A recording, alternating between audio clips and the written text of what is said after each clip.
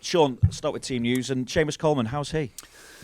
Yeah, he's got a niggly hamstring, which he'll need a bit of time to settle down, I think. And he's been in fine form, so obviously that's another awkward one for us. But yeah, it shouldn't be too long, but he won't make it for the weekend.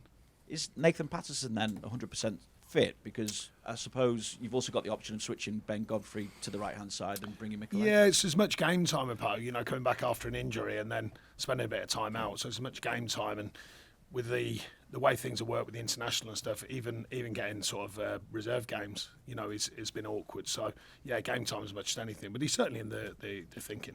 And Dominic Calvert-Lewin, what truth is there that he will be available to you this weekend? The truth is he's training and going along well. How's his training regime going at the Good. moment? With someone like Dominic, when he's available again, and no disrespect to Ellis Sims, because he's obviously still learning his trade in some respects, but does it make it easier when you've got a focal point to play someone like Demarai Gray off that front man? Well, I think having good players available, and there's plenty of good players here, but having good players available is always the start point. And it helps if you've got strikers available who are proven, and he is a proven striker. What are you also seeing from Tom Davis, from James Garner, to push to fill the role that Abdoulaye Doucouré has filled so well for you? Yeah, they're going well. I mean, Jimmy's, returning after an injury, but he's had a number of weeks now with us and training hard and training well. And Tom's been at the club a longer period and played games, so he understands the role.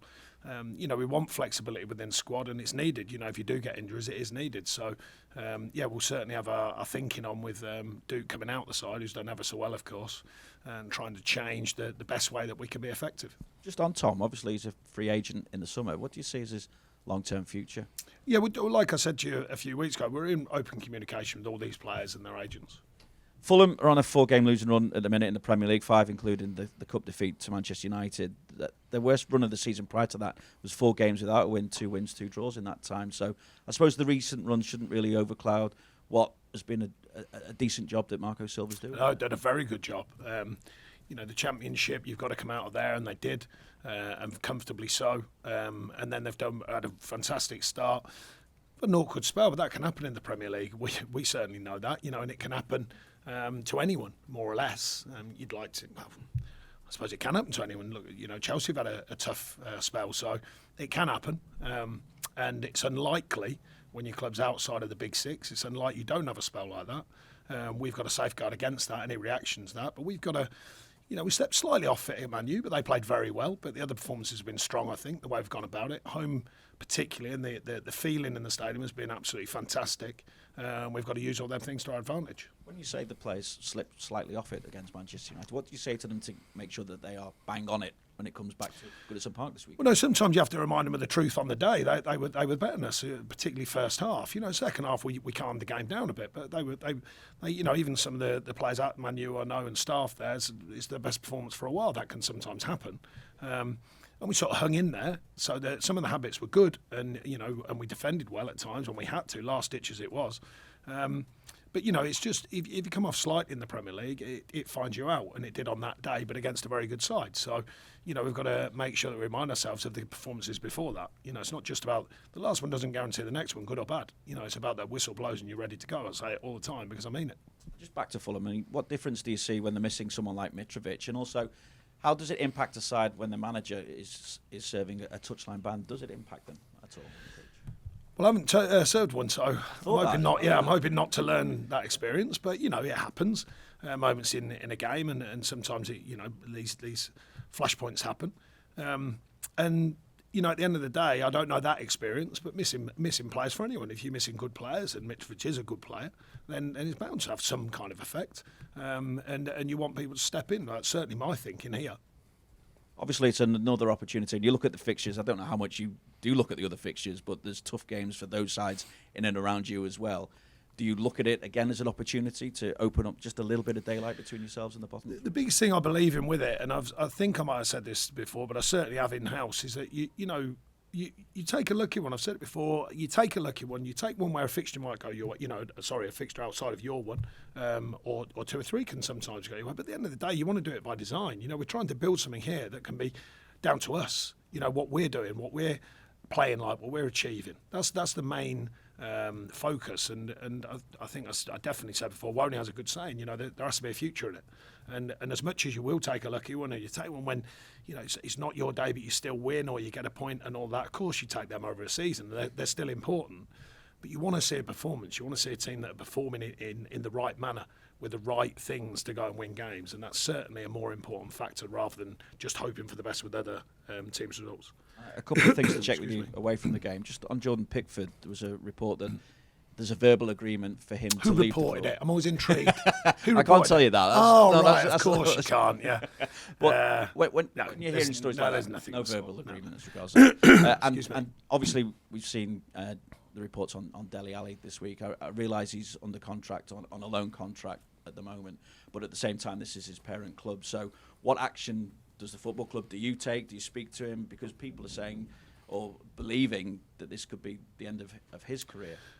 Well, he's not here, obviously. He's got an injury, which will keep him out for some time, so that needs to be dealt with. Some of the stuff that's been reported, he's 26. He knows, like most footballers, they know certain things they should be doing, shouldn't be doing. But at the end of the day, as a manager, forgetting about Everton Football Club, as a manager, you can't control everything they do in their lives. You know, there seems to be this myth when they say, "What's the manager doing?" You go, "What about what? Following them around every minute of every day that they live their lives." You can only guide people with what you think is good for them, and eventually players have choices. So we recommend they make good choices, of course. But behind that, he's factually injured. He's come back with a proper injury that's going to take some time to get sorted out. So he'll use that period wisely, I hope. Have you spoken to him, and do you feel that you can get him, I suppose, back on track? I just feel that he needs to get his injury right, and then we'll take it from there, because it's not going to be like a week. It's going to be a number of weeks. Go to Stuart, Premier League Productions. You've got 4 home games to go. How important is the Goodison factor going to be in that regarding the supporters?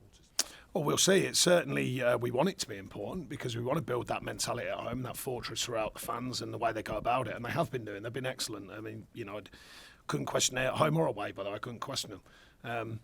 And I think the team have somewhat responded, you know, at home and some of the away performances, like I say, stepped off a little bit last week. But generally the team have responded and given the fans something to cheer about as well, because, you know, it's not just a one-way street this. You know, the players have to use their energy but then give the energy to the fans, and I think that's been a good balance so far. But you can't just guarantee the home. You know, we want to change the mentality away. It's been well documented before my time in the last couple of seasons. The away form has not been where everyone wants it to be, including myself.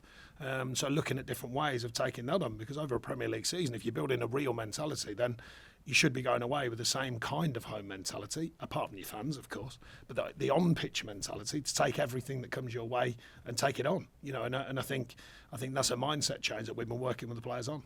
Lots of your players sort of went through this last season successfully in the end. Does that positive experience in the end, help? I think it helps. I think the control of a performance can help, you know, and being through that experience before. We want to change that, quite obviously, but it's a valid thing to have when you need it, so we want that to help. But it's still, you know, everything counts in football, so every time that whistle blows, it's every detail of every performance, every bit of focus. And alongside that, finding that, it's hard to explain, but there's like a professional way of playing that's still relaxed enough where you can perform. You know, it's finding that nice balance between focused on the job and fully concentrated, but also that freedom to go and play. And, you know, I think that's when teams are playing well and they're free-flowing, that's the measure that you find. And we're certainly discussing that with players and how we find that. We've seen patches of it and we've seen some really good signs of it. And now it's taking it on as a consistent basis.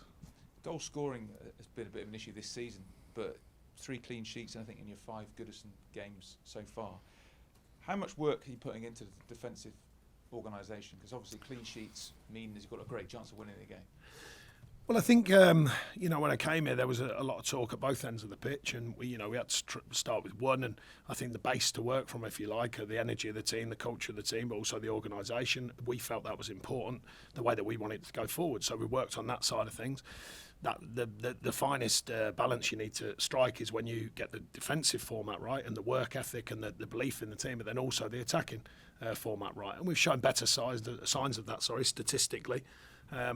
And we've got to keep doing that. You know, we've got to keep getting the balance right because the Premier League's an unforgiving league. We all know that. And you have to get the balance right at both ends. So that's certainly a big focus of the staffs and going into the players as well. you were sort of rarely involved in an intense relegation battle with Burnley because you were usually safe with games to spare. So how are you finding the situation? Do you look at the fixtures and the permutations? You don't have to look too far beyond my time at Burnley to realise that it ended well, but there was periods in the season when it is tough. You know, that's just the reality of the Premier League. It can happen to more or less, not literally everyone it seems. You know, I doubt Man City will find themselves in that situation currently. But it's happened to most teams. You know, you fall down there for a spell, you have to find your way and navigate your way through it. So there's not an exact way of doing it, but I think I know some ways that are very important to us. Thank you, Stuart. We'll go to Julia, BBC Radio Merseyside. Oh, yeah. I'll just have a quick... well, unless you've heard something.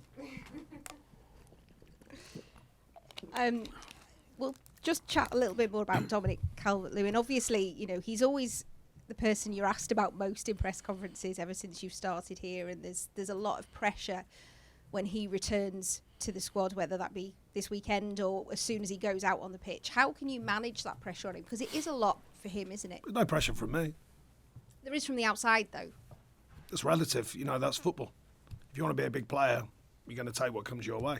He's a big player. He's played for England, scored goals, had fantastic seasons here at times. So that's what comes. You know, that's part of being a professional footballer. Everyone should want that, really, because if you're under some kind of whatever kind of pressure it is, then it's for a reason. That's usually a top player. I remember seasons ago, probably not every season, but certain seasons when Harry Kane was questioned, he ends up in the top scorers virtually every year. So he deals with it. It's a way of dealing with it. You find your way of dealing with it, both as an individual, guidance from the staff, his teammates around him. But he's not the only one here. There's other players under pressure. What about the players who haven't got them records, the ones who are trying to get their way into the game, to try and forge their way forward into the game and be them people who get the noise and the pressure? That's all part of it. Jordan Pickford's performance has been praised against United despite the results. Now you work with him closely and you see him day to day, are you surprised that there's still sometimes debates in the media about his England place?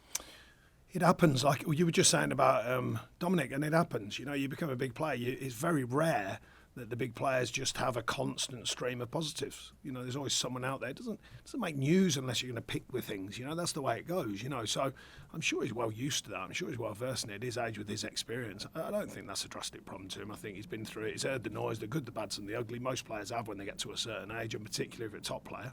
And you find your way of focusing throughout that. And you find your inner belief in your consistent values and what you stand for. Someone who's not here at the moment, but he's doing really well at Preston, is Tom Cannon.